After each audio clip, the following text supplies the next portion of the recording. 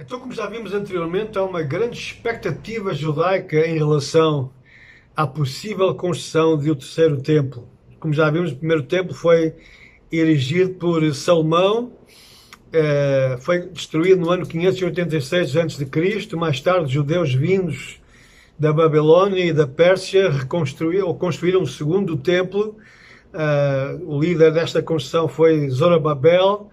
Nós encontramos isso nos livros de Esdras, Neemias, Malaquias, Ageu, mas mais tarde, já nos dias antecedentes ao nascimento de Cristo, o grande rei Herodes, ele então decide estender, alargar aquele templo e criar uma obra majestosa.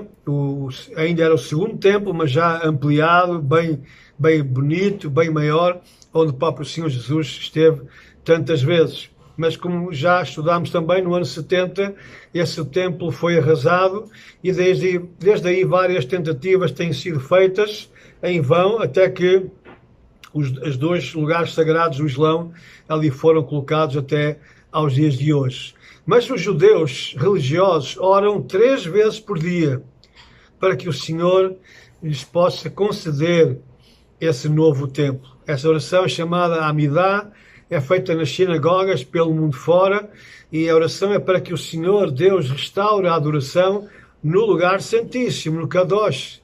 Esta oração diz assim: que seja da tua vontade, Adonai, nosso Deus, e Deus de nossos pais, que o templo seja rapidamente reedificado nos nossos dias. Veja só, que o templo seja rapidamente reedificado nos nossos dias. Bom, ainda que os religiosos façam essa oração, só uma minoria deles é que acha que se devem envolver na construção desse templo. A grande parte acham que será o Messias que irá trazer o templo com ele. Então, quando o Messias vier, quando ele surgir e for reconhecido por um grupo que já foi criado em Israel para reconhecer quem é o Messias, e então ele trará as ordens, o projeto do templo, seguindo talvez aquele projeto que nós encontramos em Ezequiel, capítulo 40 até ao 45, um projeto enorme, com todas as medidas certas daquele que será esse grande templo. Então o Messias se encarregará disso. E muitos creem assim porque têm medo de falhar, porque não se sabe ao certo a localização exata onde estavam os outros 2 templos. Sabe-se que era naquele espaço enorme, mas aquele espaço são 150 mil metros quadrados, é muito grande, não se sabe bem se era aquele lugar ou outro. Por isso, tantos judeus também não querem subir ao monte do templo, não que não possam fazer, mas porque têm medo de pisar no lugar santo. Como sabem, só o sumo sacerdote de Israel podia entrar uma vez por ano no lugar santíssimo, ou santo dos santos. E por isso os judeus religiosos têm medo de, inadvertidamente, sem o saberem, pisarem naquele que era o lugar onde estava o lugar santo. Claro que isto é fanatismo, mas é levar as coisas demasiado longe, porque esse lugar já não mais existe. Pode estar ali, obviamente, mas já não tem nada a ver com a realidade atual. Bom, mas a verdade é que hoje está fermentando outra vez esta ideia, este sonho da construção de um templo. Já há vários projetos arquitetónicos para o mesmo. Até é possível que esse templo seja um templo pequeno, apenas para restaurar os sacrifícios judaicos, porque isso tem que acontecer para que Jesus volte, e vamos falar sobre isso no final deste vídeo. É natural que esse templo, onde o anticristo irá entrar, e onde ele irá abolir os sacrifícios, portanto, terá que haver um templo, obviamente. Pode ser que seja um templo pequeno que depois seja destruído no dia do juízo de Deus. Então o Messias virá e finalmente fará o verdadeiro templo.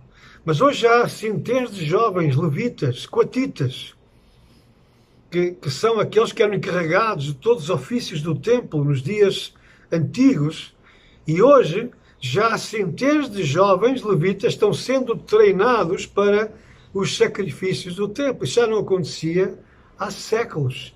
Há praticamente 2000 anos que isso não acontecia. Há algo por trás. Há um espírito por trás.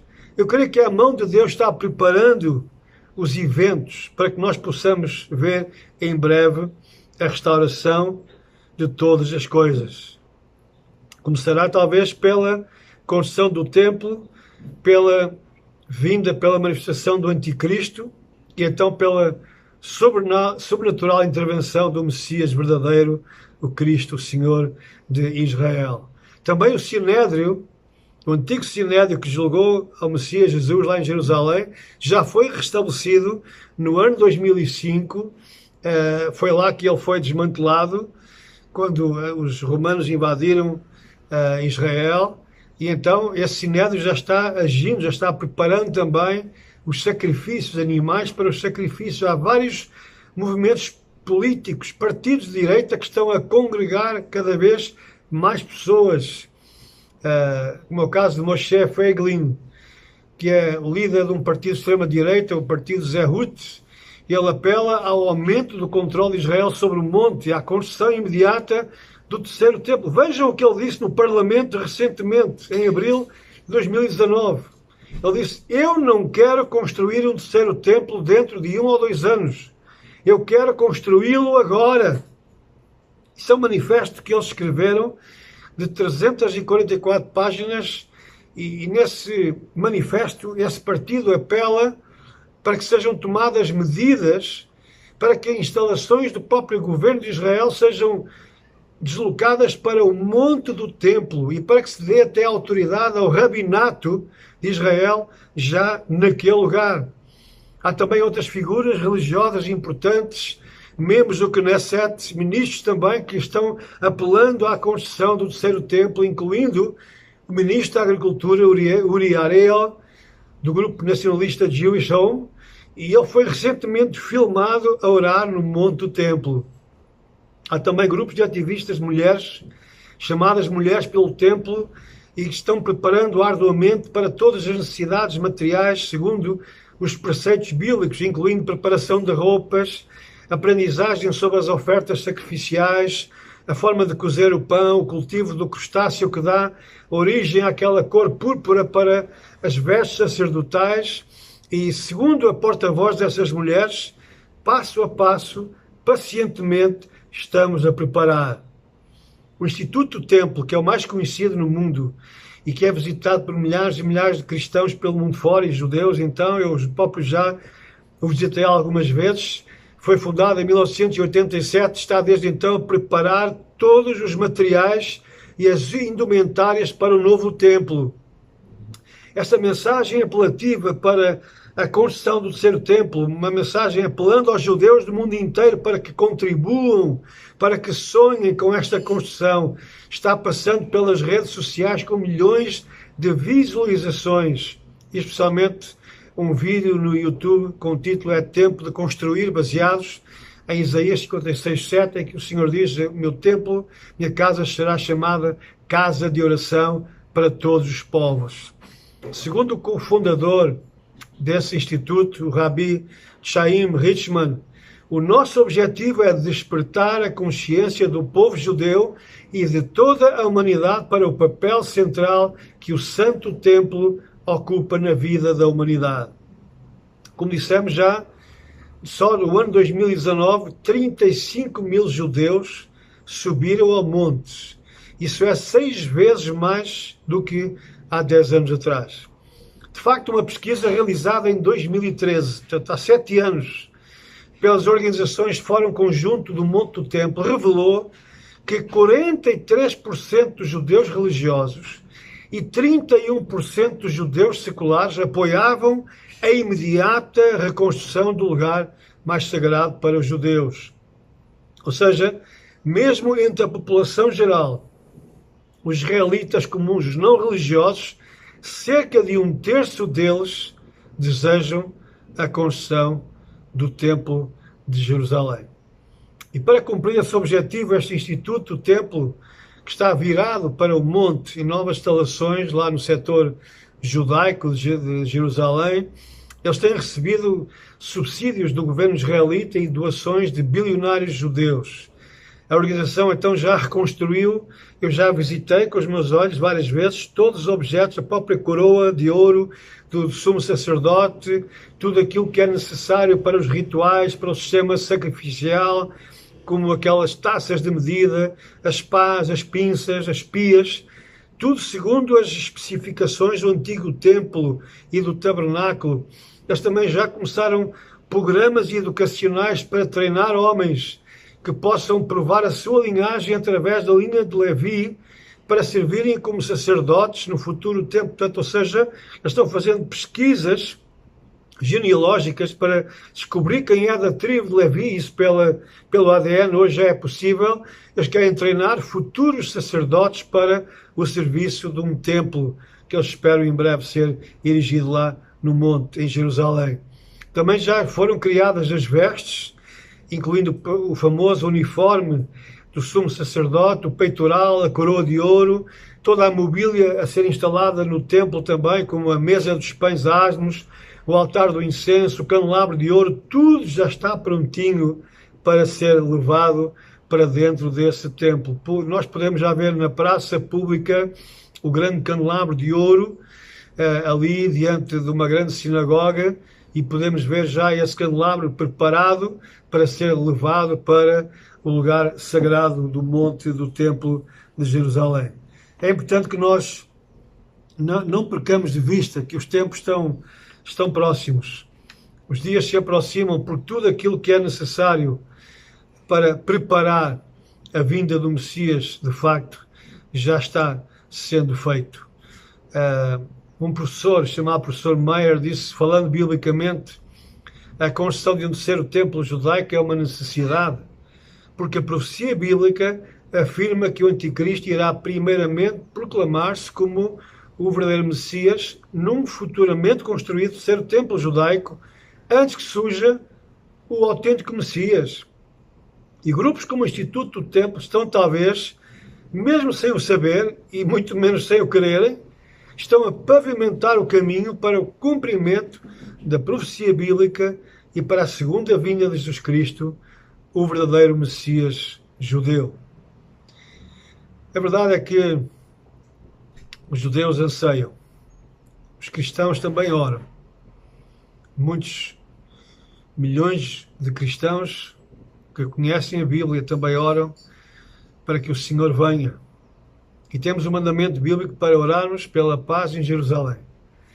E esta paz só virá através da vinda do Messias. Mas para que o Messias venha tem que haver sinais. Eu ouço às vezes alguns dizerem que não é necessário sinal nenhum, porque ele virá inesperadamente como o ladrão de noite. Bom, o ladrão de noite virá para quem não está preparado. É isso que Paulo diz. Nós somos filhos da luz. Nós estamos preparados, estamos avisados, nós levamos a palavra de Deus a sério. Então nós vemos os sinais que estão a acontecer. E o apóstolo Paulo disse que a nossa reunião com Cristo, o arrebatamento, como assim é chamado, não acontecerá sem que antes se manifeste a apostasia. E nós já estamos a ver grandes sinais de apostasia pelo mundo cristão, ou chamado cristão. E também sem que antes se manifeste o filho da perdição, o anticristo, o qual se assentará no lugar sagrado, proclamando-se como Deus. Portanto, um dos sinais necessários, incontornáveis, para que o Senhor Jesus venha buscar a sua igreja e venha reinar sobre a terra, é a construção de um templo onde o anticristo entre para se proclamar como Deus, exigindo a adoração. É aí que ele será declarado e revelado como o anticristo, o que se proclama como Deus e que toma o lugar de Cristo. Então, só então que esse templo existir em Jerusalém é que o Senhor pode voltar. Portanto, tiremos essas ilusões de um arrebatamento súbito, iminente. Isso não é bíblico, não tem qualquer conteúdo, qualquer fundamento bíblico, porque há sinais claros que têm que se cumprir. Um deles é a proclamação do Evangelho aos quatro cantos da terra. Estamos próximos a ver a Bíblia traduzida para todas as línguas conhecidas do mundo. Restam 2 ou 3 anos apenas.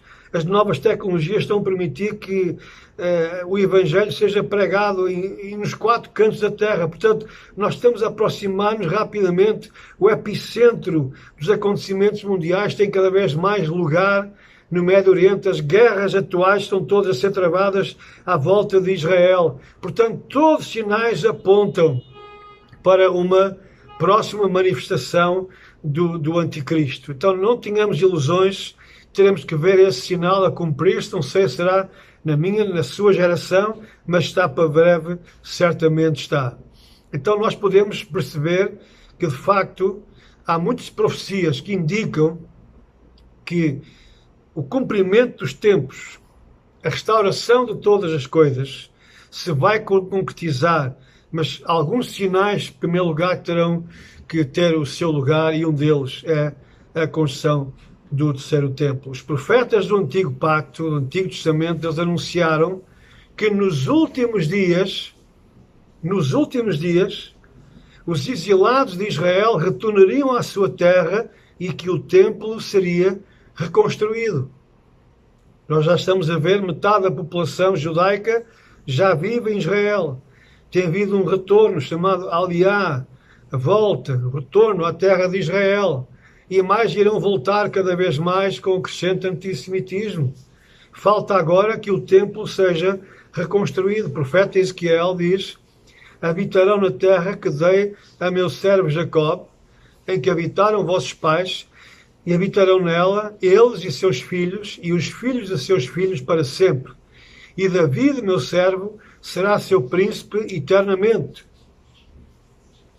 E farei com eles uma aliança de paz, e será uma aliança perpétua. E os estabelecerei e os multiplicarei, e porei o meu santuário, a palavra santuário é mesmo para templo, porei o meu santuário no meio deles para sempre. E o meu tabernáculo estará com eles. E eu serei o seu Deus, e eles serão o meu povo. E os gentios saberão que eu sou o Senhor, que santifico a Israel, quando estiver o meu santuário no meio deles para sempre. O primeiro livro dos Reis diz-nos que o templo de Jerusalém não era apenas uma estrutura física, mas era a casa de Deus. Era o lugar da habitação de Adonai, do Senhor Deus. Era seu desejo de habitar no meio do seu povo.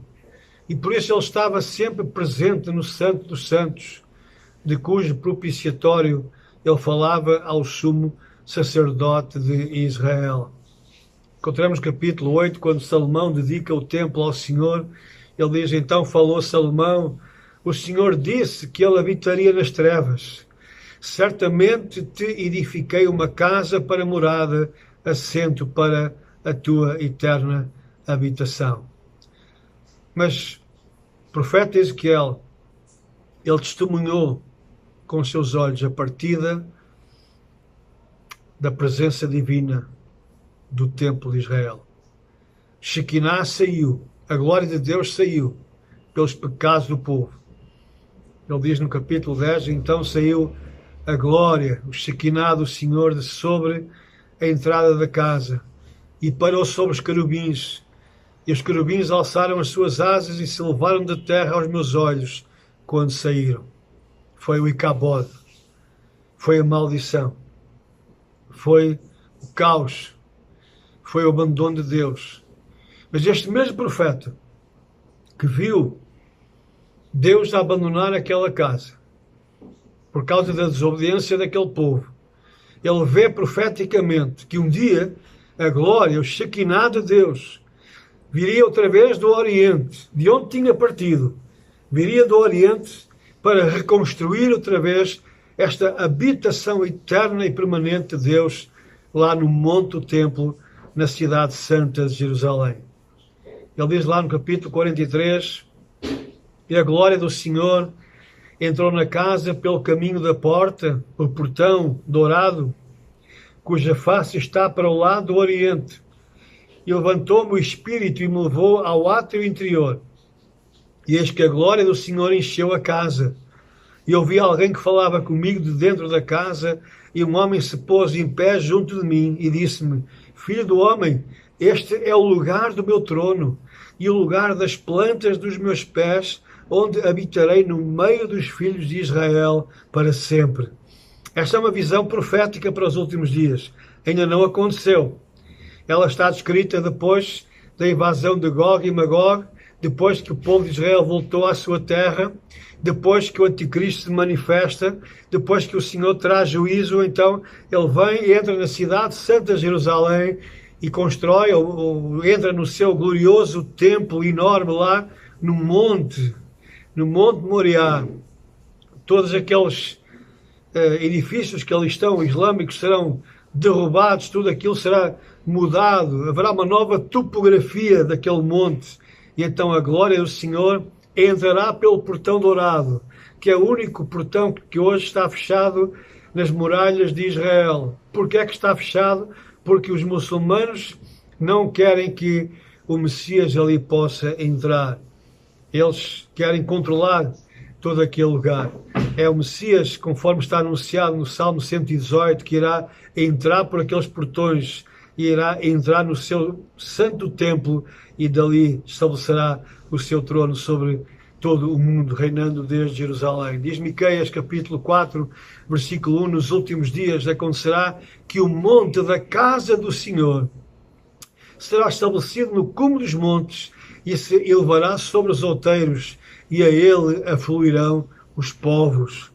Isaías 56, 7, nesta visão profética, diz também: os levarei ao meu santo monte e os alegrarei na minha casa de oração. Os seus holocaustos e os seus sacrifícios serão aceitos no meu altar, porque a minha casa, diz o Senhor, será chamada casa de oração para todos os povos. Ou seja, os povos do mundo inteiro fluirão ao monte do templo, irão a Jerusalém todos os anos para adorar ao Senhor naquela casa que será chamada casa de oração, não só para judeus, mas para todos os povos, porque então ali estará presente a igreja composta de judeus e gentios. Não será mais uma bênção para um povo exclusivo, mas será para todos os povos que ali irão para serem abençoados. Então este templo, segundo um dos grandes filósofos medievais judeus, Rambam, conhecido por Maimonides, ele era espanhol, ele diz que o templo de Deus revela duas coisas importantes. Em primeiro lugar, revela à humanidade a presença divina de Deus. É isso que importa. Deus quer falar através daquele lugar para o seu povo ali reunido. E também é uma forma de facilitar a oferta dos sacrifícios. É interessante que o povo judeu tem aquelas 613 mitzvot, que são os mandamentos, e desses 202 mandamentos, são 613 leis que eles cumprem ou tentam cumprir, mas há 202 que não podem cumprir porque dependem da existência do templo. Então, sem templo em Jerusalém, o povo judeu cultua a Deus nas sinagogas, locais, através do estudo da palavra, o Torá, e em vez de oferecerem sacrifícios de animais, porque não há templo, por enquanto, eles oferecem a tefilá, que são as orações, o teshuvá, que é o arrependimento no dia de Yom Kippur, e também de Sedaká, que é os atos de caridade. Mas para muitos judeus religiosos, eles acham que o judaísmo precisa de um templo. E como dizia o rabino Chaim Richman, que é o diretor do Instituto do Templo, os prédios não caem do céu. Por isso ele acha que a construção do templo é também uma mitzvah, é um mandamento. Ele apela aos judeus para que obedeçam ao mandamento de Deus e então acelerem a construção do templo, que irá trazer, segundo ele, a luz ao mundo. E ele acredita que esse templo irá religar toda a criação com o próprio Deus. Ele diz que é o templo sagrado que permitirá que toda a humanidade se envolva num relacionamento dinâmico, direto com Deus, providenciando a oportunidade para que cada indivíduo se erga até ao seu máximo potencial. Bom, mas a pergunta agora para terminarmos é esta: que terceiro templo é esse? Nós cristãos nós que estudamos a palavra de Deus, tanto o velho pacto como o novo pacto, que templo será esse? Levanta-se então essa questão. Muitos não sabem responder. Muitos acham que até é um templo espiritual. Será que existirá mesmo um terceiro templo? Será que Deus irá residir outra vez num lugar físico? Visto que ele próprio diz que não habita em templos feitos por mãos de homens? Bom, a resposta está nas Escrituras. E como sempre nós temos que nos voltar para as Escrituras para encontrar as respostas. Tanto o profeta Daniel, como o próprio Messias Jesus Cristo, e os apóstolos Paulo e João falaram acerca de um templo futuro, físico, onde o falso Messias, ou seja, o anticristo, se irá assentar, pretendendo ser Deus. Essa profanação do lugar sagrado vai preceder o retorno do verdadeiro Messias e é denominada como a abominação da desolação. Portanto, tenhamos em mente, antes que o verdadeiro Messias, o Senhor Jesus Cristo, o Filho de Deus, volte para reinar, terá que surgir o falso Messias, que será aceito por muitos.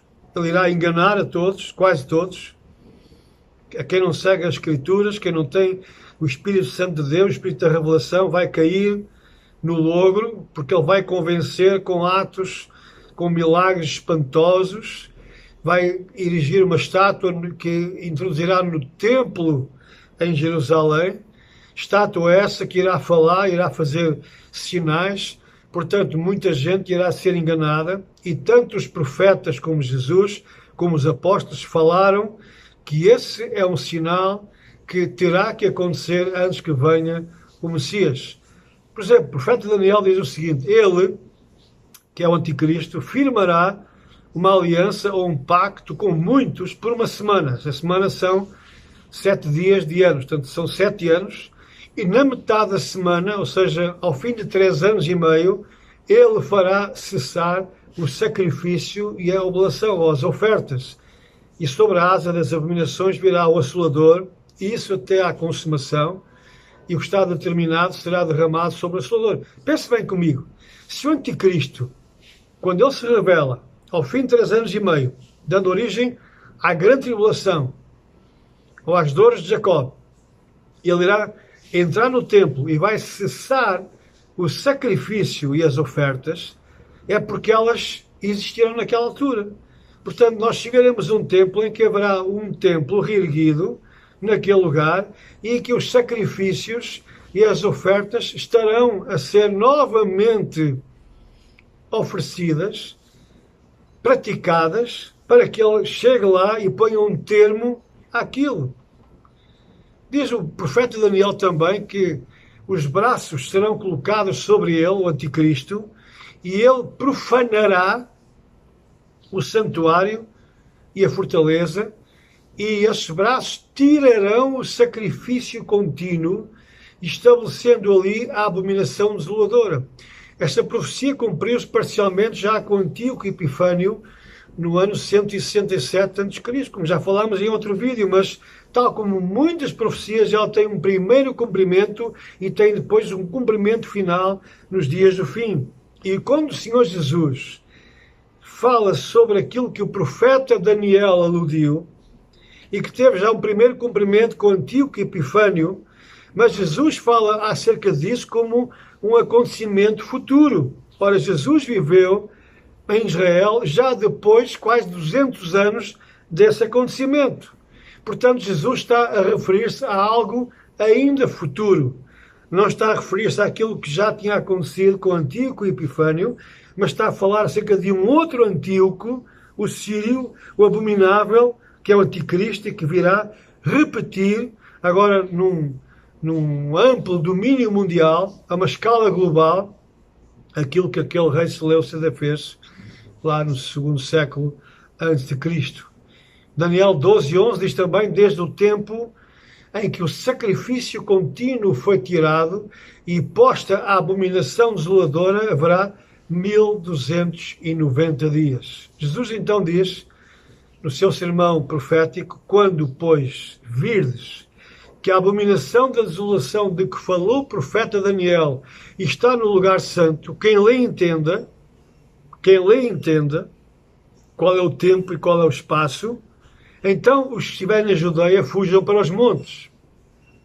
Assim aconteceu, já no ano 70, os cristãos fugiram para os montes, mas sabemos que isto irá repetir-se ainda quando os judeus messiânicos que estão em Jerusalém se aperceberem outra vez dos acontecimentos que foram pré-anunciados há milhares de anos antes. Agora o apóstolo Paulo, quando fala acerca do arrebatamento, acerca da nossa reunião com Cristo, do nosso encontro com Cristo nos ares, que a vinda do Senhor é parousia, é manifestação do Senhor, ele diz o seguinte: ninguém de maneira alguma vos engane.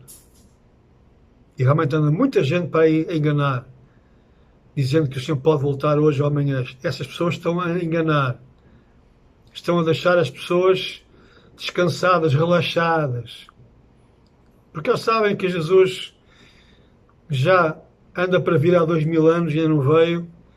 Então eles vão se relaxando, vão deixando com essa conversa de que ele virá a todo momento, mas isso tem levado a igreja a um estado de letargia, de adormecimento espiritual, de ignorância espiritual. Então Paulo diz: não deixem que ninguém vos engane, porque não será assim. Isto quer dizer o quê?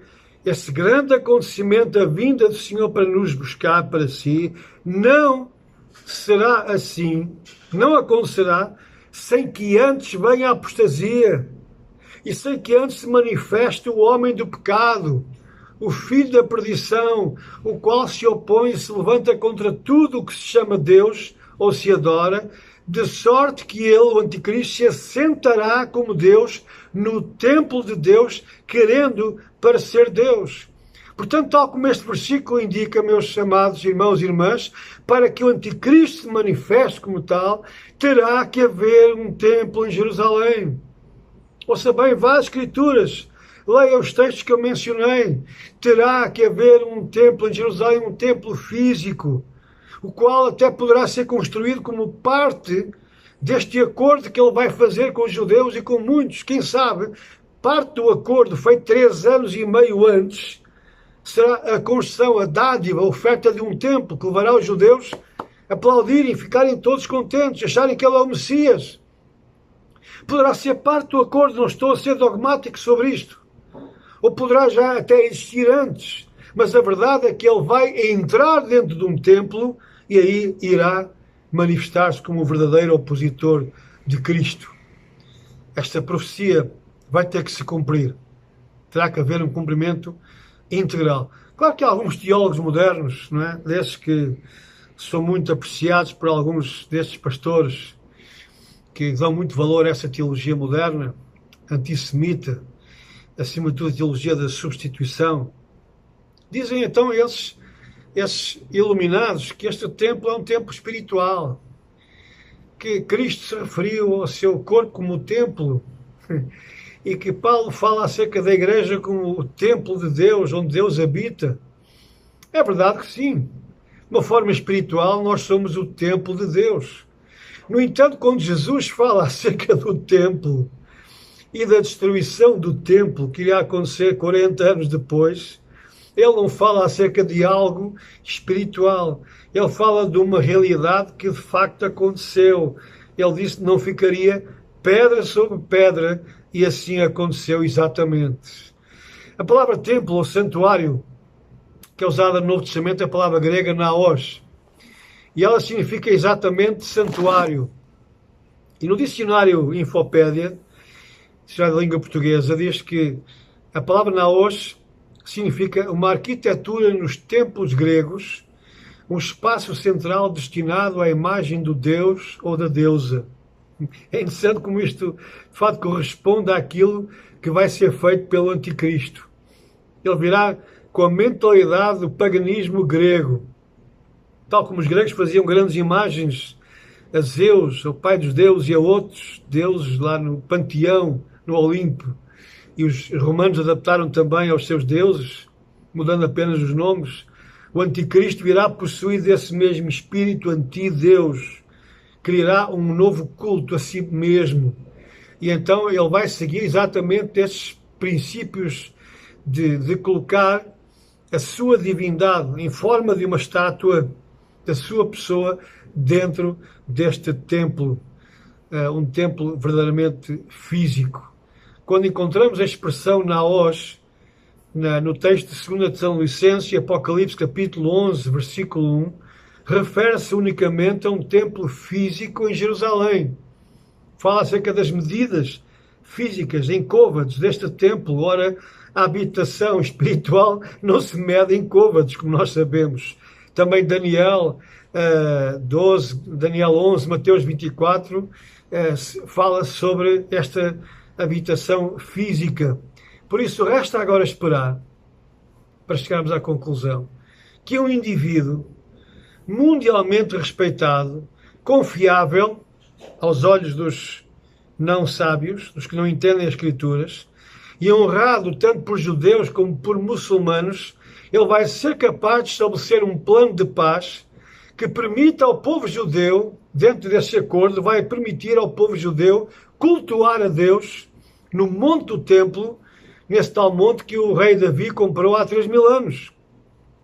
E para que consiga convencer os judeus, o que não é fácil, ele vai usar uma diplomacia nunca vista. Claro que Satanás estará por trás de tudo isto, porque ele é o pai da mentira.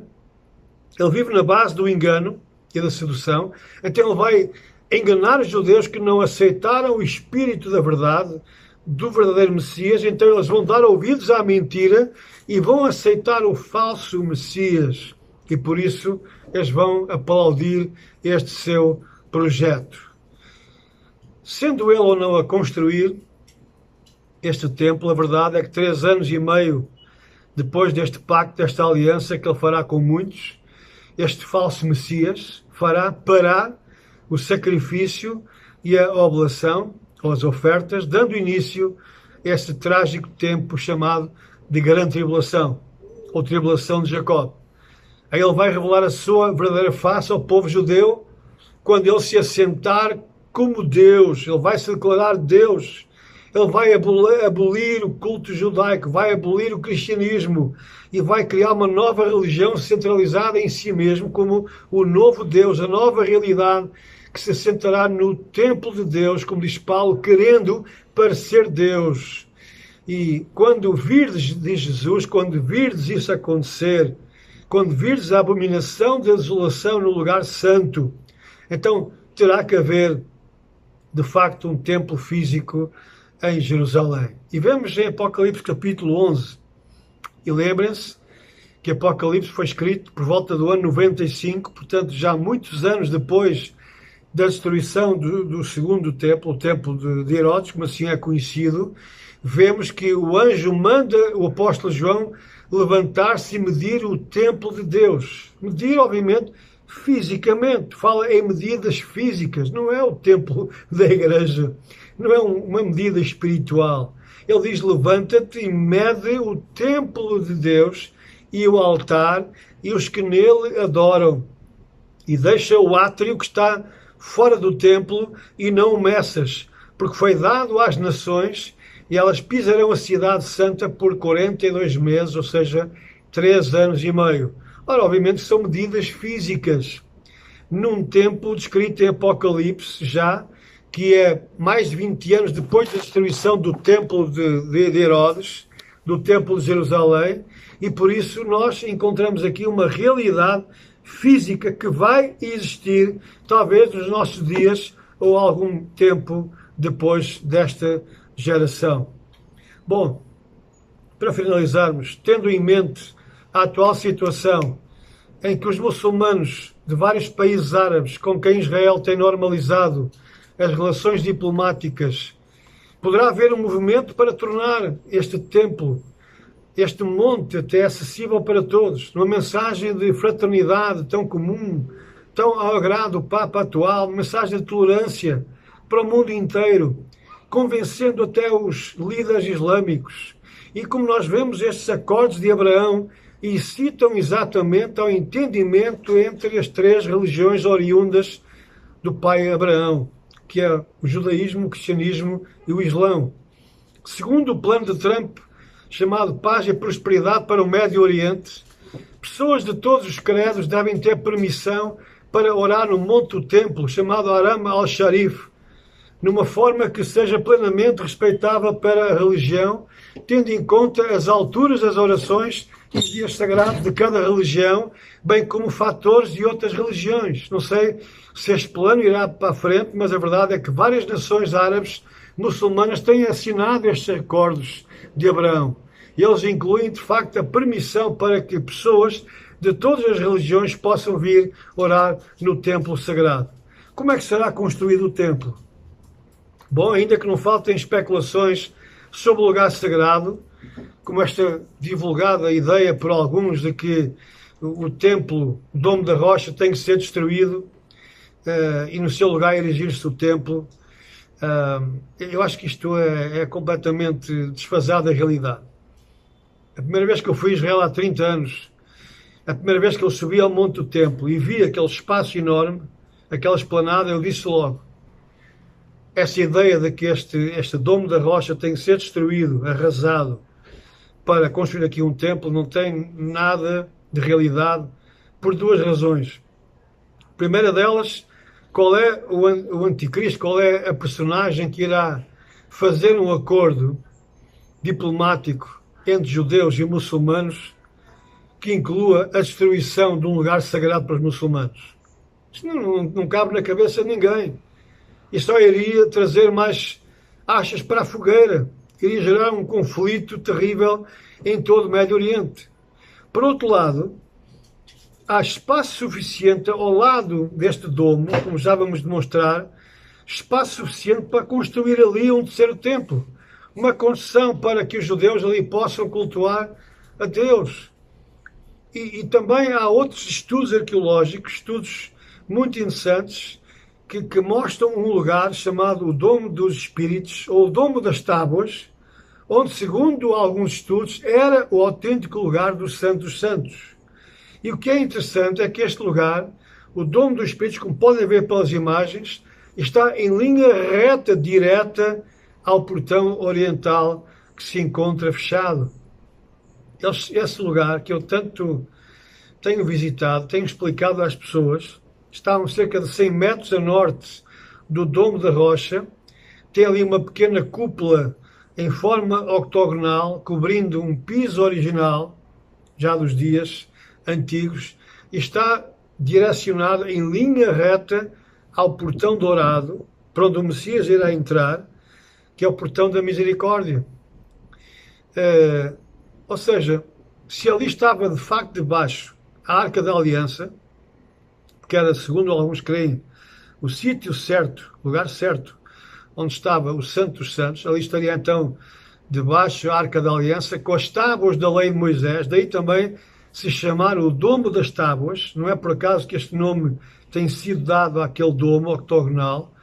Então, é perfeitamente possível que seja este o lugar identificado para que os judeus possam construir ali o seu templo a cerca de 100 metros do Domo da Rocha, portanto, sem perturbar o Domo da Rocha, e criando ali um espaço neutro, o tal Pátio dos Gentios, que foi medido pelo apóstolo João, na sua profecia, vejam só, entre o lugar santo, o novo templo de Jerusalém e o Domo da Rocha, há um espaço de cerca de 100 metros, que poderá ser esse realmente o lugar chamado Pátio dos Gentios, para que todas as nações ali possam estar e verificar ali e voltar a sua atenção para aqueles dois grandes símbolos da fé islâmica e da fé judaica.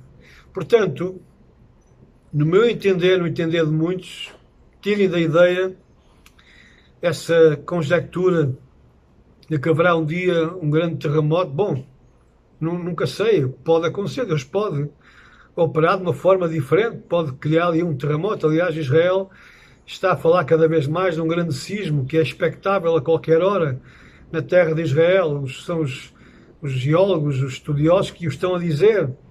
Portanto, este mundo está cheio de surpresas. Mas, usando da lógica, nós podemos ver que o espaço comporta um espaço suficiente para que ali possam coexistir os lugares de adoração para essas duas religiões, judaica e islâmica. Isso pode, de facto, acontecer nos nossos dias. Este fervor, este crescimento de interesse, estes lobbies que estão sendo criados no próprio Knesset, do Parlamento de Israel, para que o monte do templo seja a soberania dada aos judeus, para que até possa haver ali já alguma diplomacia judaica para que algumas secções do próprio governo israelita possam estar a operar já dentro do monte do templo e por aí fora. Isto poderá ter um acréscimo, algum acontecimento mundial inesperado poderá ter lugar ainda nos nossos dias e que leva a que os judeus se apressem. Acima de tudo, lembremos do espírito de Zorobabel, o espírito dado por Deus, o Senhor Deus dos exércitos, a Zorobabel, ou um desejo crescente para a construção do segundo templo. Esse mesmo espírito, o Senhor, pode ser dado a um judeu, para que ele também apresse, para que ele consiga convencer tudo aquilo que é necessário. É um líder que encabece esse sonho, tal como Theodor Herzl, o grande profeta sionista. Trouxe ao primeiro congresso sionista em 1897 o sonho do povo judeu voltar a Sião. E muitos receberam isto com risotas, não acreditaram. Ele disse que em 50 anos isso iria acontecer. E 50 anos depois, exatamente, as Nações Unidas decidem a partição da terra da Palestina entre o povo judeu e o povo árabe. E logo no ano seguinte, Israel declara a sua independência. Portanto, nada é impossível.